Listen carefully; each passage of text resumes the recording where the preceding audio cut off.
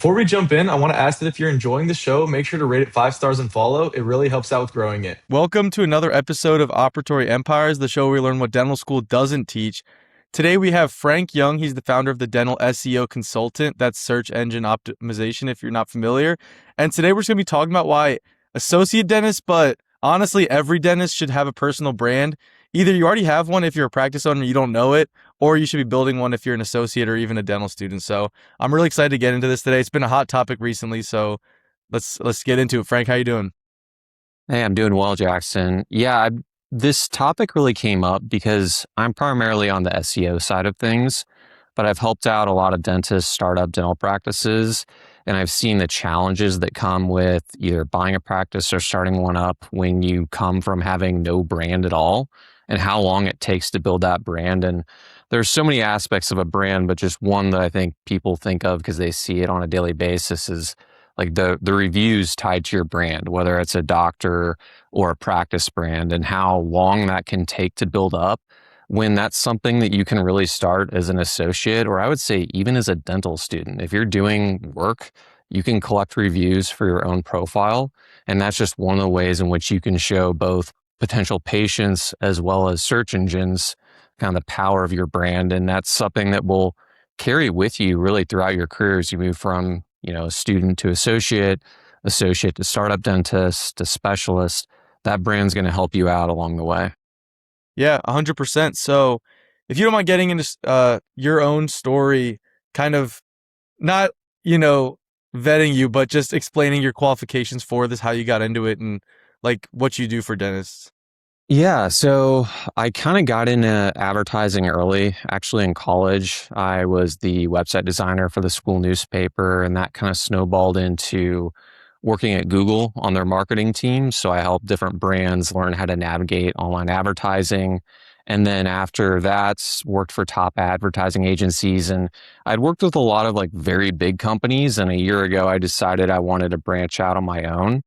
And my dad was actually a dentist. So that was what spurred me to kind of focus in on the dental niche, specifically the SEO side of the dental niche. And as I started working with these dentists on the SEO side of things, more and more, I started to realize how important the branding aspect was for these dental practices, as well as for the dentists working at these dental practices, especially in this kind of commoditized landscape of all these different dental practices and all these different dentists. And really realizing that dentists can get started on this very early. They don't have to wait until later in their career to start their practice brand or their personal brand. Yeah. And I think you just used that word, which I've been hearing all the time, and it's so true, commoditization. That's where the dentist field is headed. That's why a lot of these big brand, big box DSOs are so successful, because the field has been such commoditized. And the only way to fight against that is with brand.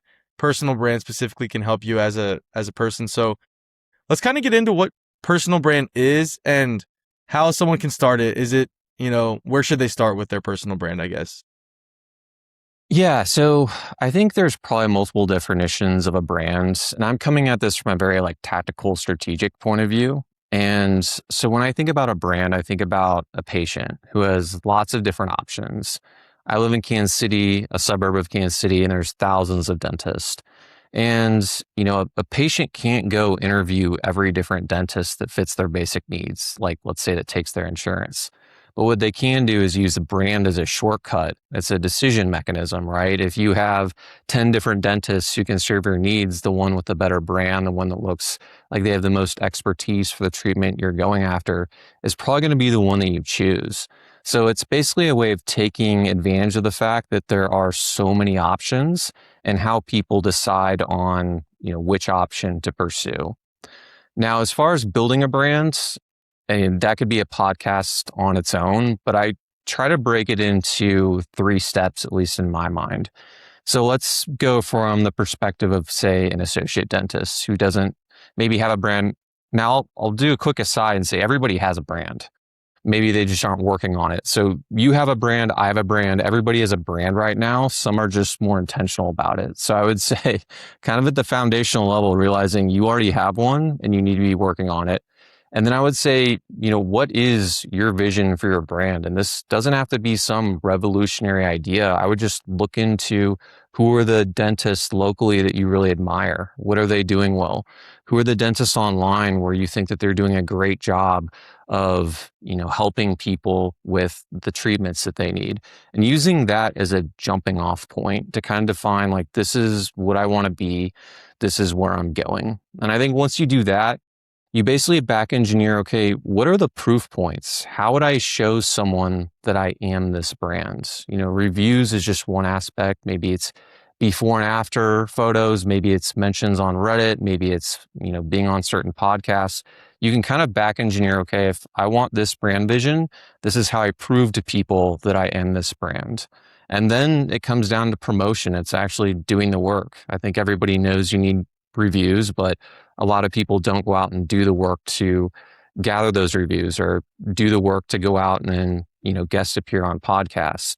And so that's kind of how I think about it, kind of a 3-step framework. And then you can go deep on any of those steps. Yeah, definitely. I agree 100% with you with the kind of just finding what you want and working backwards. That's not just with brand. I think that's with anything. I actually had on Craig and Peter, the Bulletproof guys, last week, and they say that's how they help a lot of dentists solve their problems. It's like you find out what you want and you can say, okay, well, that's what I want. How do I get there? And it just works so well because it's like you're starting with your end goal in mind. It's pretty much impossible to lose at that point, I think. So for a dentist that's getting Google reviews, I was kind of curious on this. So if you worked at a practice and then you get reviews, would you have patients give you reviews on your own separate Google listing, like as just, let's say for me, Dr. Jackson, or would you be able to like transfer those once you had your practice? Can you kind of explain that whole process? Yeah. So you can get reviews there's a Google business profile for like say a practice, and then you can have doctor profiles as well. So I would say for an associate working at a practice, they're going to be selfishly collecting reviews for the practice, but that doesn't mean you can't go out and get reviews from patients who've really enjoyed working with you for your own personal profile.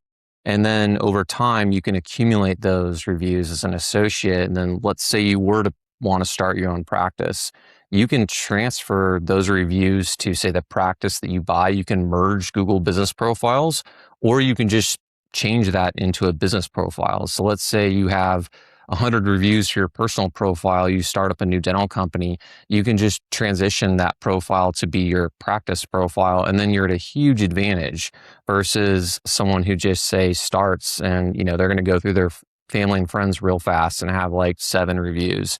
You can have, I would say it's reasonable to have, close to 100 reviews by the time, you've gone through 2 or 3 years as an associate. Yeah. And that's huge, especially for Google looking into things. And especially right now, it's harder than ever to like have a practice or be profitable. Margins are already thin. So anything you can do to give yourself that boost. And you had actually mentioned that we should be doing this as dental students. I'm a dental student right now. Obviously, I have my Operatory Empires brand, but that's kind of separate from what I want to start building myself as like a dental personal brand. So I probably will start that as I'm getting into clinic now. Is it the same things you think dental students can be doing, or is it maybe you tailor it a little differently? Now, I will say I'm not 100% sure from a dental student perspective if you can create a Google profile. Certain profiles require certain identification to get one. And so I know an associate could obviously get a Google profile. I don't know if they could do one for a Google profile, but the nice thing is there's tons of websites where you can collect reviews, Healthgrades, WebMD, RateMDs. And more, when you look at who ChatGPT or Claude or these AI platforms are serving up, they're going to those platforms like Healthgrades because if you think about it, Google doesn't necessarily want them looking at their reviews. So they're going to go out and look at other third parties that are a little more welcoming. And so I've always been someone who preaches review diversity. Google should always be your number one priority. But if, say, you're a dental student and you can't get Google reviews for whatever reason, maybe you can on Healthgrades or one of the other platforms that are out there. So I think it just requires a little bit of kind of investigating what works best for what stage of dental career you're in. But reviews just, they're so helpful. And so that's the number one thing that I think you can do in any stage of your career. Yeah. And as far as like the branding side, I'm sure it would help you get jobs too. Like that's, I feel like, another big thing of it, because again, talking about these big DSOs, they kind of will hire whoever. But if you really want to go to these places where you're going to grow and get mentored and all these things, they're going to want to know you. And if they have you who comes in with either reviews or just credibility through videos and things like that, and they can see who you are versus someone that's just got their resume of the pictures they've done, which that might help. But I think that the person with the actual brand on their side is going to kick their butt every time. 100%. And I think you're a great example of that. If someone's been following you, like they have hours upon hours of, they're able to know you, and you walk in any interview with such an advantage over someone, like you said, who basically they just know their resume. And so they're spending the entire time proving themselves. Whereas you've probably already done that, especially if you're getting reviews from people who've seen your podcast. So it gives you such an advantage when you're moving into, say, the first position after dental school. And then that really snowballs the rest of things, because if you can get a better entry level position, that sets you up better for whatever comes next, whether it be partnering or, starting up your own dental practice.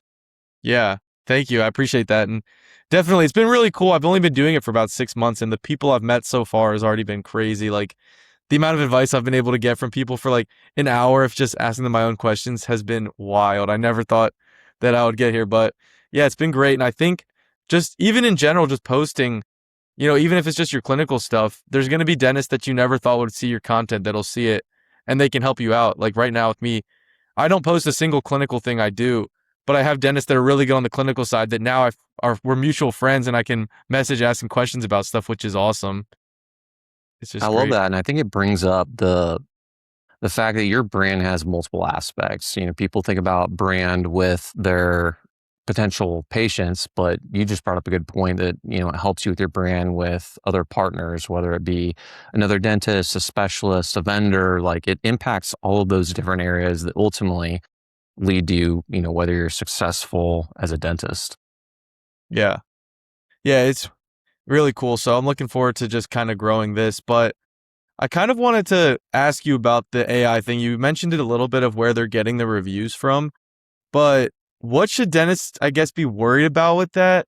Because, it was kind of Google, obviously, until about 4 years ago when like this whole AI boom happened. Now are people scrambling to get mentioned on other things? Like Google's still king, right? Where it will kind of help you get mentioned on those other platforms. How do you optimize on those areas as well? Yeah, Google's still king. I think the majority of searches still come from Google, and that will probably be the case for a while. But it doesn't mean that you shouldn't be looking at these new platforms, especially since maybe there's a little less competition. I think the simplest way to think about it is like anyone can figure out what they need to do to rank in ChatGPT, because or a lot of these other platforms, because they show you kind of how they're going about deciding what dentists to look at. You can look at the different citations, so where are they pulling their information from. A lot of people see Reddit, health grades, even local like best dentist in X city, contests. You can look at those, and then over time you can see this is, the source of retrieval that's being used most often when ChatGPT is deciding who to recommend for a dentist. But that there's one step further than that. You can actually see, okay, what is ChatGPT looking for? Because it'll go out if you type into ChatGPT, I'm looking for a dentist that accepts Delta Dental and is open on Saturdays. It takes that search and then it actually fans it out and it creates a lot of other mini searches. And you can look at what it's looking at. What are the aspects that it's using to grade the dentist?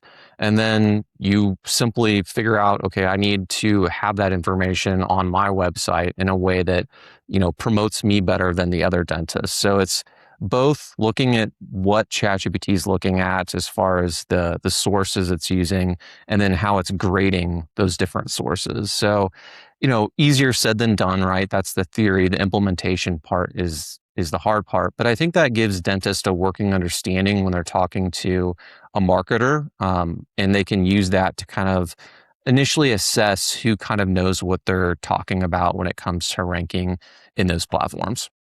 Yeah. And it's just crazy how much it's all been changing. And kind of now, for me, it'll be interesting because I graduate in, well, less than 2 years now. But by then, the whole landscape will be totally different where I didn't have to worry about that shift. I just kind of have to worry about starting from the like where it's going to be at, which who knows where it's going to be at that point, It's going to be wild. And I think that's a really good point. And I think that, I'm trying to relate a lot of this stuff back to brand is like in marketing, you can chase a lot of these things. So like for a while, Reddit was a huge input into who ChatGPT was recommending. And then at least locally at my level, I was seeing that it was relying more on health grades. So you don't want to be like playing this game of whack-a-mole where you're constantly going from platform to platform, optimizing it based on, the popular platform of the day. I think when you create a great brand, it's one of those core activities that you can do where when people really like you, they're going to go out and they're going to leave the reviews. And eventually those AI platforms, they're going to find those. And so it's one of those core activities that I think you can just do really well, where if you are a great company, you're naturally going to attract reviews in the places where ChatGPT is going to look, where Google's going to look, where whatever AI search platform is popular 2 years from now is going to look. Yeah, definitely. And I think with content, that can kind of help too. I was curious about your thoughts on this too, because some dentists are very pro content. I've made videos on it in the past where I think some dentists do content wrong, where they're kind of making content for other dentists and it can kind of turn patients off. And then some dentists are in the middle where they say you should be making content, but you should definitely be running ads on that content because that will get you the patients in the door. What have you seen work? And then which of these helps you with that branding? Is it just the videos in general? Yeah, I think that's a very good point. Just because someone's creating content that's really popular doesn't necessarily mean that it's going to lead to patients. I can think of a dentist locally that I've run across. She's very attractive, and her videos definitely emphasize that part of her brand. It's less about the dentistry, more about the fact that she's really good looking compared to, I'd say, most dentists. And, when you're looking at that, it's, okay, you're popular, but is that going to lead to someone who wants, an all on X case coming to you versus a dentist who's prioritized a brand that shows their expertise, that shows before and afters, that highlights these great, genuine customer testimonials that have, stories of how it's changed their lives. I think it's understanding what, again, those proof points are that drive people to making sure that, you are the solution that they're looking for. So popularity is definitely important, but I think it comes second to making sure that it's the content that drives patients, not necessarily just follows. Yeah, I agree because I actually had on someone, his name's Zach. He's from Pasted. He has like a higher end, he helps dentists with like higher end marketing.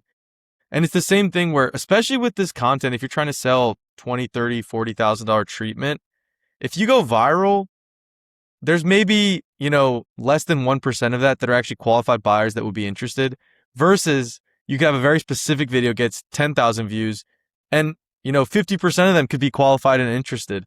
So it's more so tailoring that content, I think, versus just trying to go viral. And I think a lot of dentists, not to their, like they're just doing what they think they should be doing, but it's not really helping them even though they see these big numbers on their social media pages.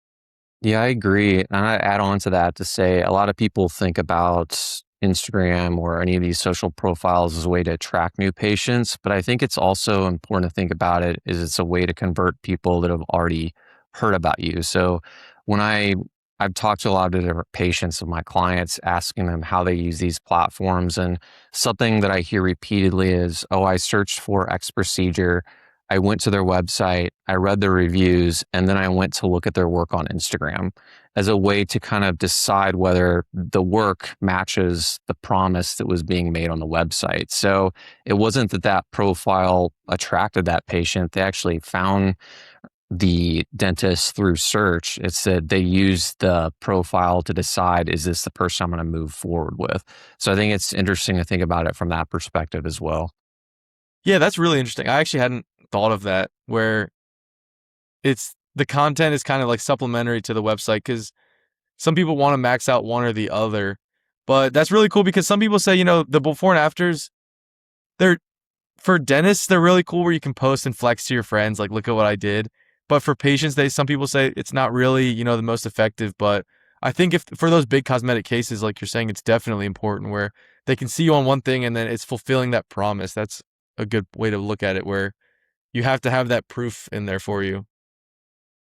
Agreed. And I think it's also a way to show off a lot of the different aspects of kind of the practice brand, because I do think, you have a practice brand, a personal brand, they really benefit one another.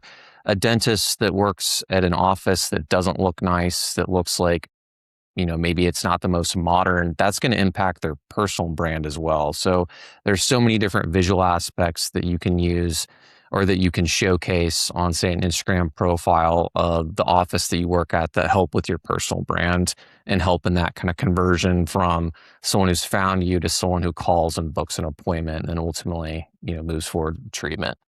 Yeah, especially I've had dentists or I've listened to dentists on other podcasts where they say, I love my practice, but it's just not like they're doing very well, but it's just not what they pictured as a practice.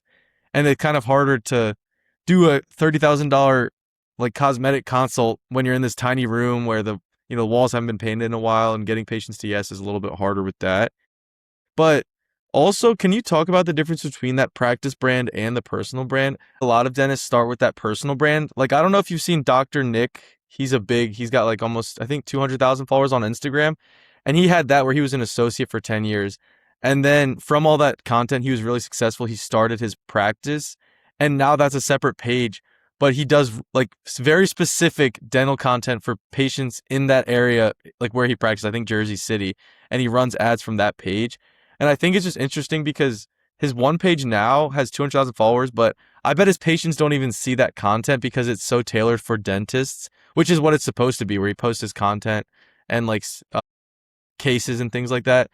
And then his practice brand is just specifically, he'll post, those before and afters, those patient testimonials. And I think those are probably the main things I'll put in a practice brand, where it's how the office looks, patient testimonials, and then before and afters, maybe. Is there anything else you would add, or would you agree with that? Yeah, it's almost like a practice brand is like the umbrella, because you could have one dentist underneath that practice brand. You could have multiple dentists. The way I think about it is kind of back to the commoditized state of dental industry.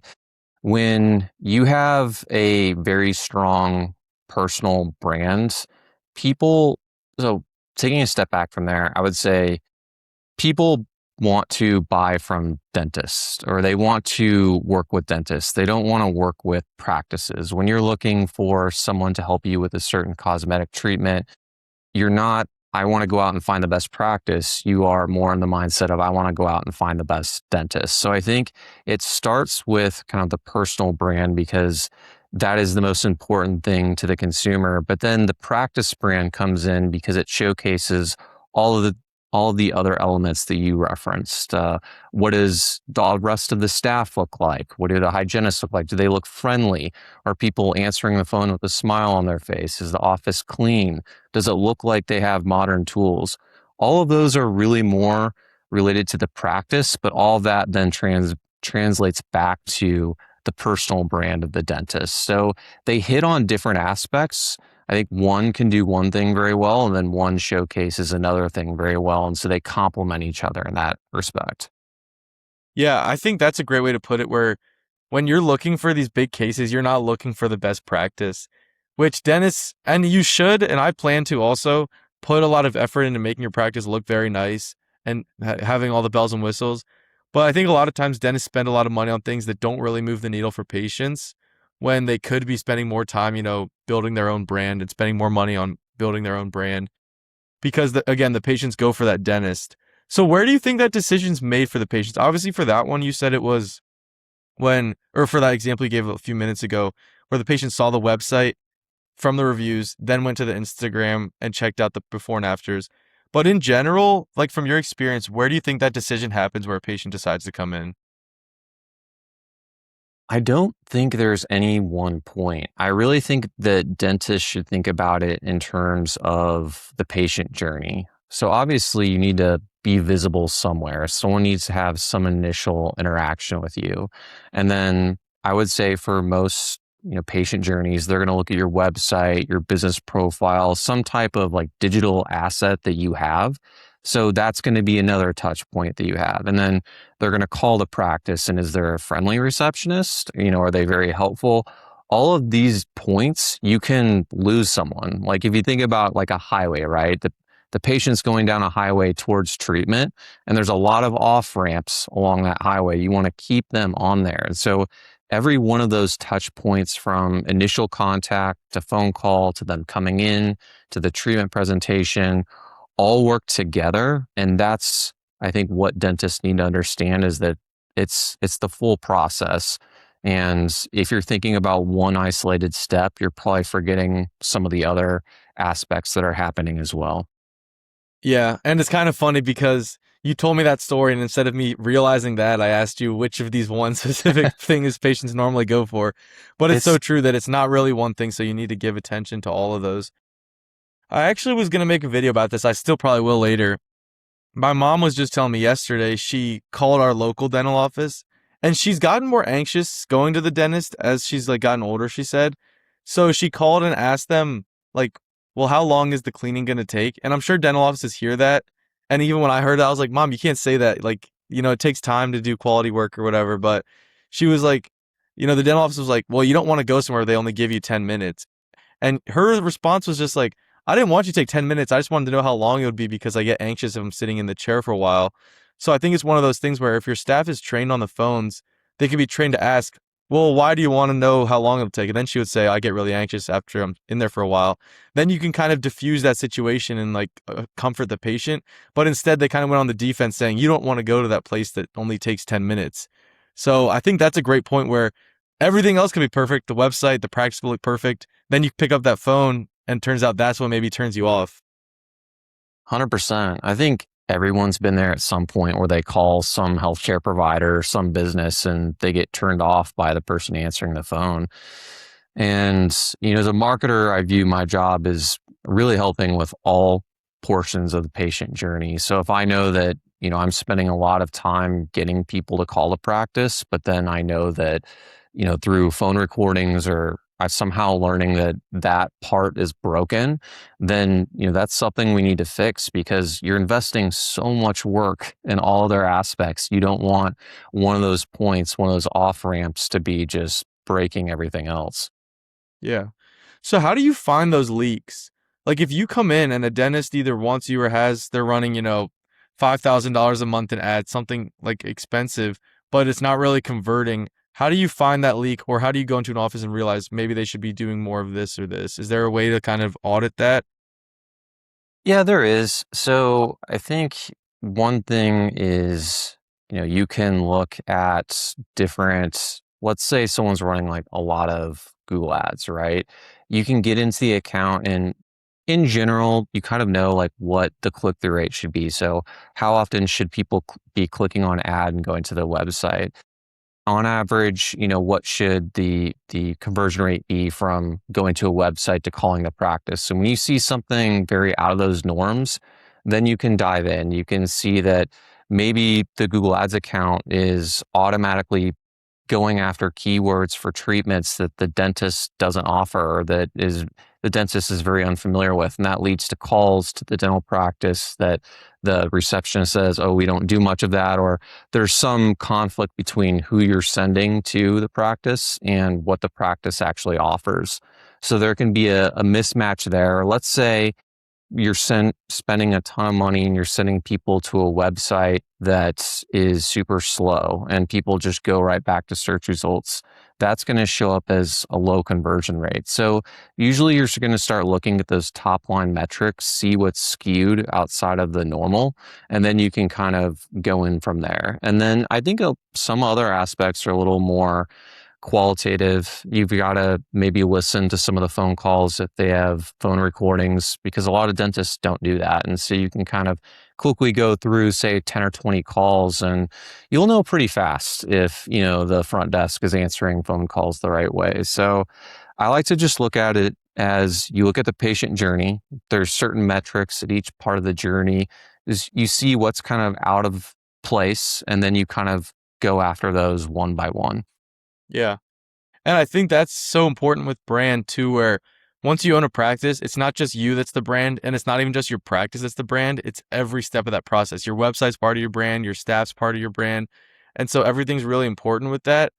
And especially because brand in general, I think, is just consistency. Would you agree with that? Where it's just, if you say you're one thing and then you start showing different things with like your website versus your content, it's not going to align and patients aren't going to really think that you're telling the truth or that it's real and authentic brand.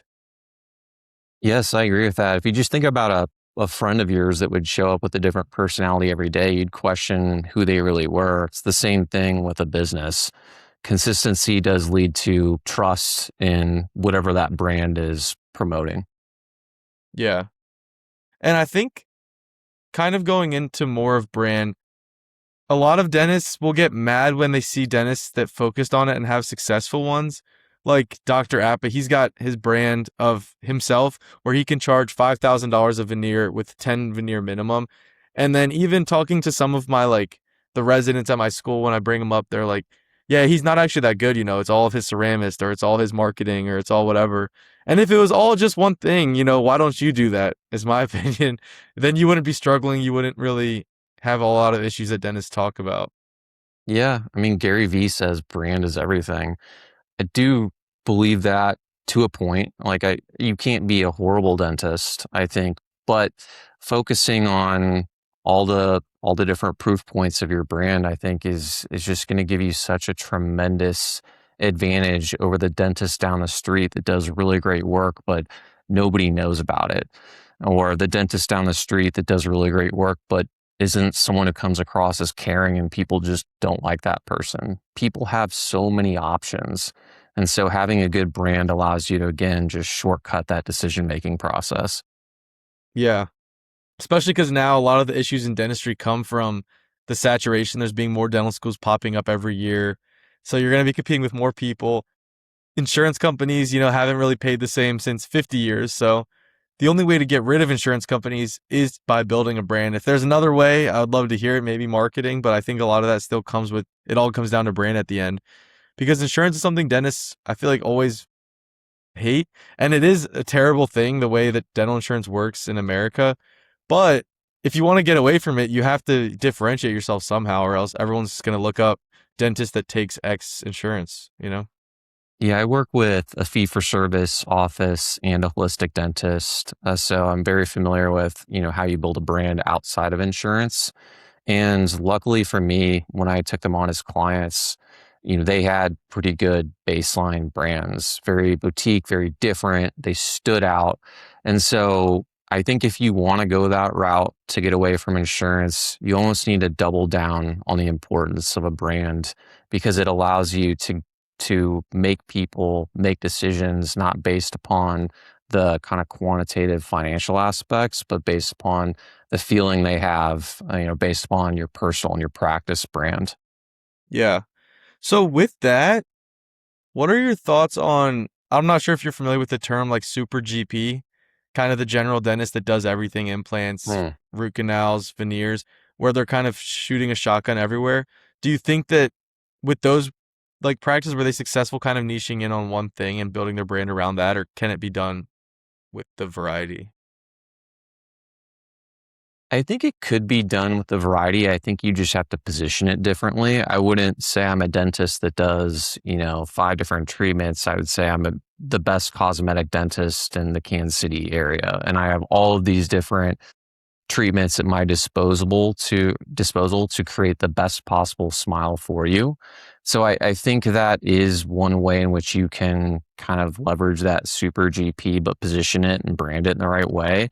But it becomes harder. I would say kind of the broader your aim, the harder it's going to be, the more competitive it's going to be versus just like anything. If you niche down into one, kind of master it, then maybe you can branch out from there. So I would say, like all things, it depends on kind of maybe where you're at in your practice or your career.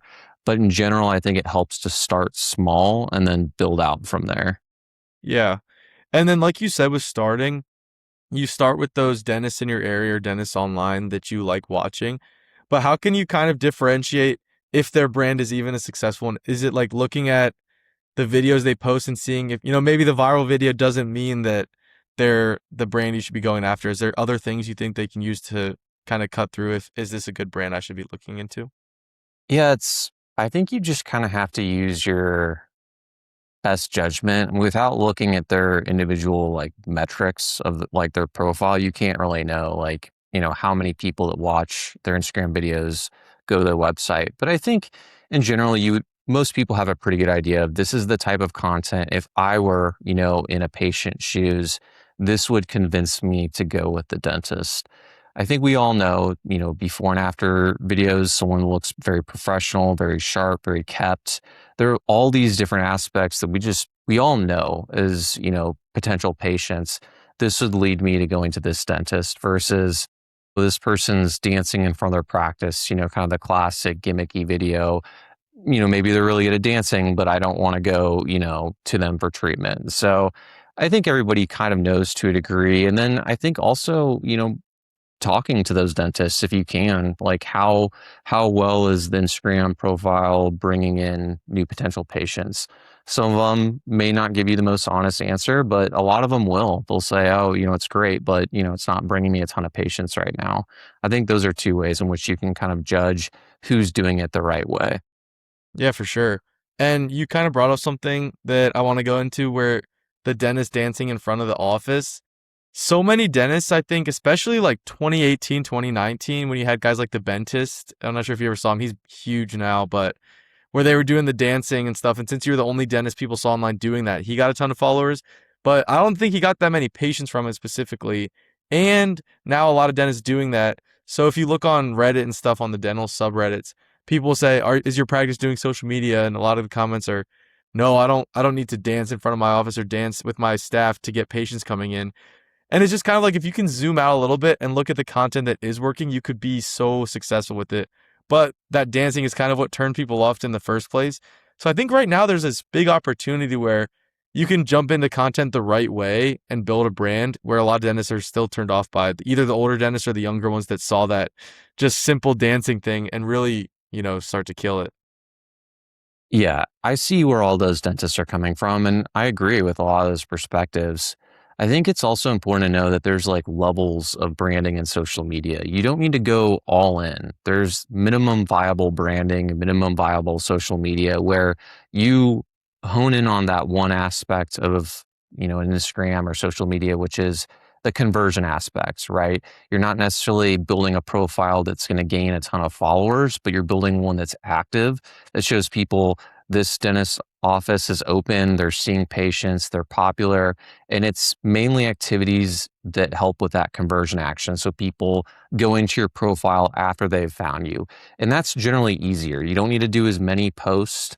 You don't need to have as wide of a variety of posts. You just need to hit on the basics of what someone's looking for when they're deciding whether to move forward with you. So multiple levels to investing in social media. You don't need to go all out and get dance lessons and do the best dance ever. You can just start small and build from there. Yeah. And I think you just kind of said where it all boils down to, which is you just want patients to like make sure they want to take the next step with you. That's all it is. That's what your website's for. And, there's probably dentists fighting websites back when they were first, the internet was first blowing up. And then there's dentists fighting social media. And it's not like you have to go the full 100%. You can start small.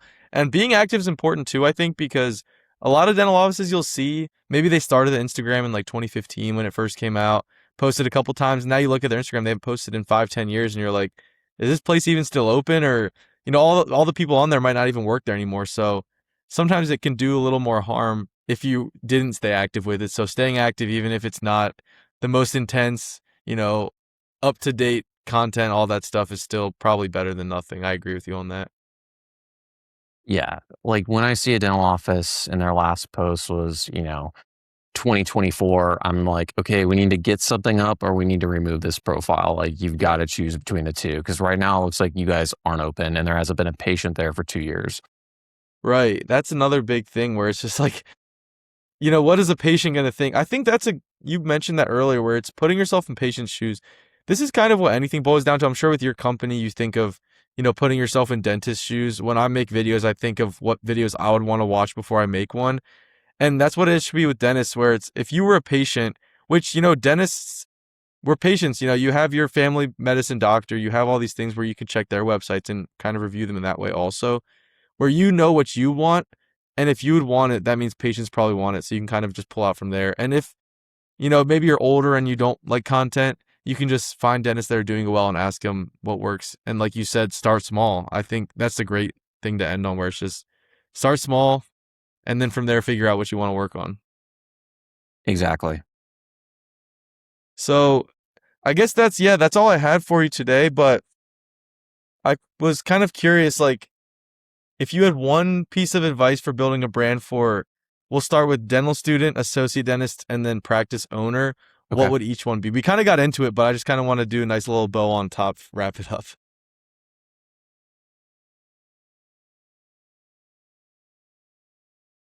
I would say the easiest one that I could think of is building a brand for an associate dentist.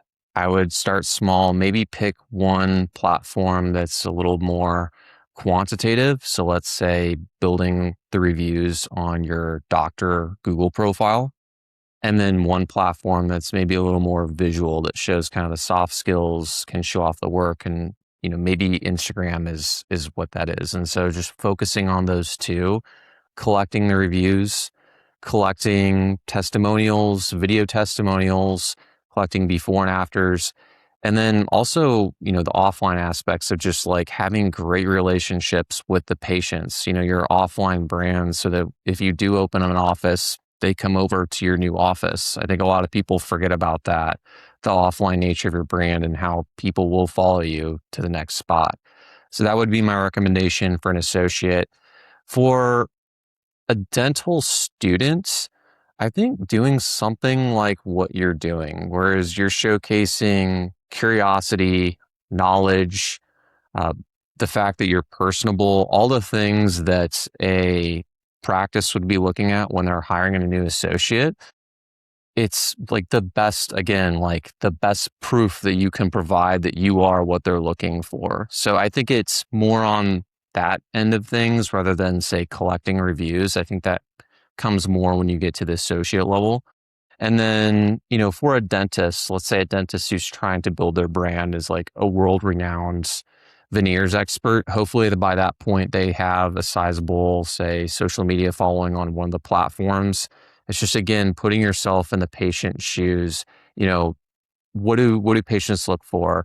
And then going a step beyond that. So like you could say, okay, they're looking for a clean office and modern equipment. Well, does your photography match that? A lot of people have these old grainy photos of dark offices, and the office may be beautiful with the right lighting, but that doesn't come through. And so it's making sure you follow through on the execution. Again, painfully going through as a potential patient, like, what would I think of these photos on my Google business profile? Does it look like a warm, welcoming office? Do I have smiling patients? Just kind of going through the patient journey, from initial someone finding you to the treatment acceptance and, beyond that, like, do they come back? And then kind of working through each step of that process. Yeah. That's amazing advice. Thank you so much for coming on. And I think that's something we could have even went into. It's funny, I didn't even bring it up, but the offline brand. That's so important, especially with like a local thing like a dentist. You can sponsor either your kids' teams or like a local kids team. You can talk with local real estate agents, because when someone moves into the area, they don't have a dentist around here. So if you're friends with all the real estate agents, they'll probably recommend you. Do you mind if we just, and I said it in the last question, but any other ways you can recommend kind of building that offline brand as well? Yeah, the offline brand is so important. I'll give an example of that. So, my dad, was a dentist, and he saw his first patients, and he saw those first patients' grandchildren. Like, that's how well he knew the patients and how much they cared for him. And think about through, the 40 years that he practiced, all the referrals that came from that brand is Dr. Frank Young, I'm Frank the second, was an amazing dentist. I've known him for 15 years. I would really recommend that you go to his practice. To me, that's the power of the brand when you're seeing the grandchildren of your first patients. And so everything that you do to make sure that they feel cared for, when you're presenting a treatment plan, presenting them options, the freedom of choice, all those little things add up over time so that that word of mouth spreads about, your personal brand. And that, helps with the digital side of things. But it's so important just to remember that the physical brand is something that I would say is the most important foundation for everything else. Yeah. And I think that's one, like with your dad, he probably wasn't thinking, oh, I'm building my personal brand by treating these patients well, things like that. A lot of that's unintentional, but I think, like you're saying with this whole episode, even though it's unintentional, it's the perfect reason for dentists to focus on their brand because you have one regardless. You might as well try to increase it. Yeah, for sure. I think a lot of people build the greatest brands without realizing that they're building a brand. They just care about, doing a good job. And if you do that, I think you're inevitably going to build a really great brand. Yeah. All right, Frank Young, thank you so much for coming on. If people want to reach out to you, where should they go? Yeah, I would recommend going to my website. So you can go to the Dental SEO Consultants, and I have all of my work on there, all the different ways that I help dentists. And if you're interested in kind of how a brand can help with, all other aspects of your business, I'd love to chat with you and we can see how it can help out. Amazing. Thank you so much. Thank you, Jackson. Yep. All right, if you stuck around to the end, thank you so much for listening. And again, I want you to rate and follow the podcast if you enjoyed it. Let me know what you want to hear in the next one.